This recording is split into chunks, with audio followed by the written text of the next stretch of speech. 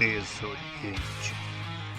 Olá a todos, todas, sejam bem-vindos ao primeiro vídeo do canal Desoriente. Ele se propõe a ser um canal desorientalista para falar da história da Ásia. Contudo, que implica propor uma história desoriental.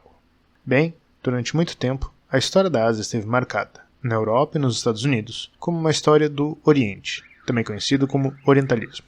Esse era um campo de estudos e tanto, com museus riquíssimos, cheios de relíquias vindas do Oriente, como múmias, artefatos e ruínas arqueológicas.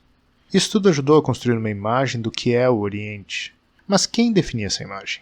E para quem ela era exibida? E quem, afinal de contas, são os orientais?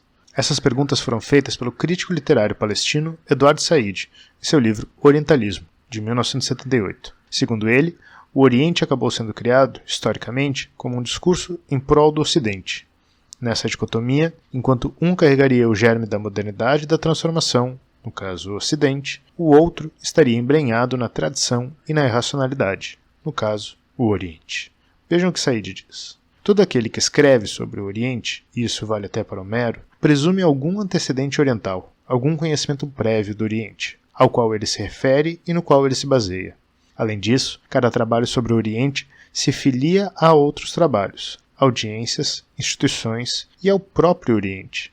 O conjunto de relações entre obras, audiências e alguns aspectos particulares do Oriente, portanto, constitui uma formação analisável, cuja presença no tempo, no discurso e nas instituições, escolas, bibliotecas, serviços diplomáticos, lhe confere força e autoridade. Isso é uma bomba. Afinal de contas, o trabalho de Said foi extremamente impactante para sua época. Para nós fica a indagação.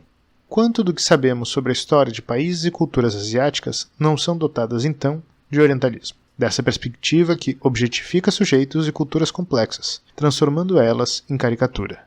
A caricatura não ajuda nada a entender, mas ela reaparece constantemente quando se tratam dos povos asiáticos. Ela dá um sentido de coesão ao que é ocidental, ou ao que menos se pretende ser ocidental.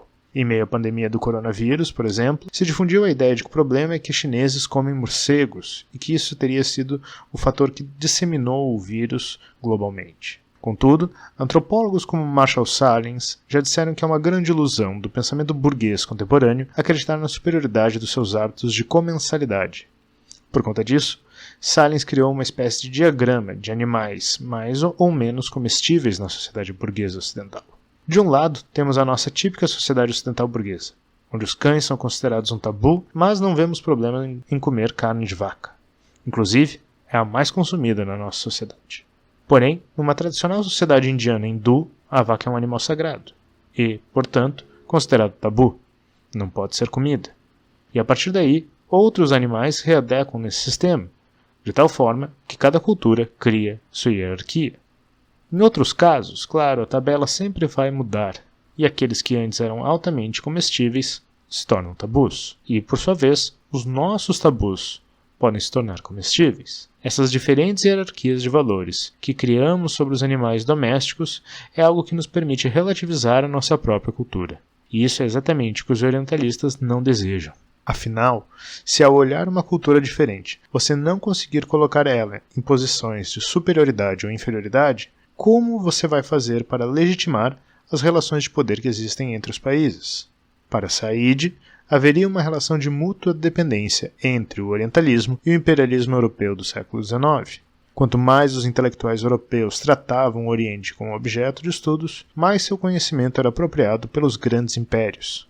Ser civilizado, nesse caso, significava se deparar com a Ásia, estudá-la e conhecê-la, melhor até do que os próprios asiáticos. E quanto mais os impérios europeus adentravam na Ásia, mais fragmentos da cultura desses povos chegavam à Europa, enriquecendo museus, bibliotecas e acervos.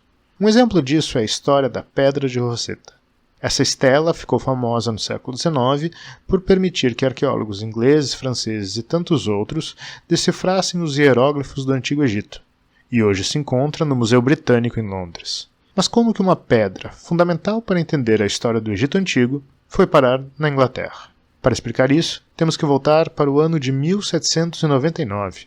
Nessa época, França e Inglaterra estavam em guerra, Por ordem e comando de Napoleão Bonaparte, seu exército invade o Egito procurando bloquear o acesso britânico à Índia. Na época, o algodão indiano era fundamental para a economia industrial inglesa, e dessa forma, o general francês considerava esse ser um grande golpe para derrotar seus adversários. Com isso, o setor manufatureiro britânico estaria paralisado e a França poderia se dedicar, enfim, às suas guerras de conquista na Europa. Na expedição ao Egito, um arquiteto militar francês chamado Pierre Bouchard encontrou a pedra num forte abandonado. Contudo, em 1801, com a tomada britânica de Alexandria, a pedra de Rosetta foi capturada pelos ingleses, e no ano seguinte, ela, que antes estava no Egito durante séculos, foi parar no Museu Britânico, de onde não saiu mais até os dias de hoje. O que isso quer dizer? Bem, para Said, esse é um evento sintomático da mudança de postura que o chamado Ocidente passa a adotar com aquilo que não é europeu. Ao guardar os requisitos fundamentais para decifrar a história do Antigo Egito, os ditos ocidentais se colocavam na posição de guardiões da cultura, da história e das tradições dos povos orientais. Em suma, ao ler a história e a cultura dos orientais, os ocidentais constroem sua própria identidade e acertam a sua suposta superioridade sobre os demais povos. Não é de estranhar, por exemplo, que ainda hoje, se você quiser se especializar em história da China, por exemplo, um dos principais centros de estudo do mundo fica em Harvard, o Fairbanks Center, em homenagem ao sinólogo John K. Fairbanks. Ou, então, que caso você queira estudar os museus orientais, o melhor deles talvez seja o Museu Guimet, em Paris, que tem um dos acervos mais impressionantes sobre história e cultura da Ásia. Assim, durante anos fomos expostos a uma história orientalista, que olha para diferentes povos e culturas da Ásia de cima para baixo. Algumas das características desse tipo de história. Ela foca somente no exótico, trata o Oriente como um objeto estável e imóvel. Não consegue traçar paralelos com formas de desenvolvimento de outras culturas. E por fim, mas não menos importante, pressupõe uma superioridade ocidental. Não é esse o propósito do nosso canal. A ideia é trabalhar com temas da história da Ásia, de diferentes povos, de diferentes culturas, de forma informativa, mas crítica, capaz de ler o que está por trás dos discursos sobre o outro, e com isso, aprender mais não só sobre esse outro, mas também sobre nós. No final das contas, esse vídeo de apresentação vai ter que ficar por aqui.